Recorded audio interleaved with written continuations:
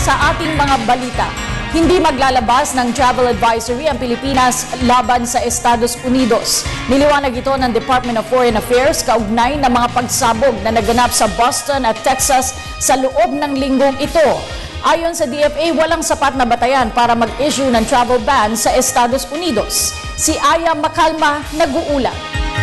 Hindi maglalabas ng travel advisory ang ating pamahalaan sa Amerika matapos ang dalawang madudugong insidente nitong linggo.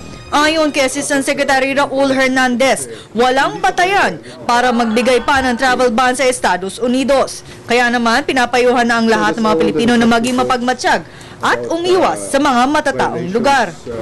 It is not advisable at this time to issue a travel advisory. Our posts in the United States are closely monitoring the situation there. We have also advised our kababayans in the U.S.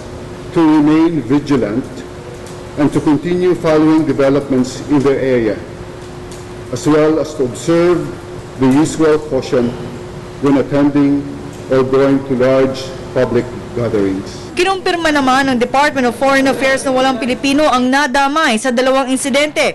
Una ay ang sa Boston Marathon bombing at ang aksidente sa fertilizer plant sa Texas. Pero patuloy ang koordinasyon ng Konsulado ng Pilipinas sa Los Angeles sa lahat ng mga leader ng Filipino community sa Texas upang siguruhin na walang Pilipino ang nadamay.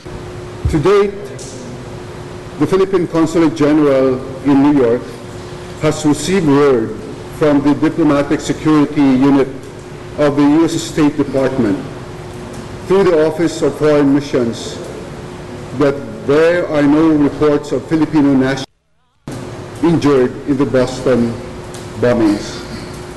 However, to ensure that all Filipino nationals in Boston are safe and accounted for, our Philippine Consulate General in New York continues to monitor the developments with U.S. authorities. So far, there has been no report of any Filipino affected by the explosion. West, a small city in McClellan County, is far from the concentration of Filipino population in Texas.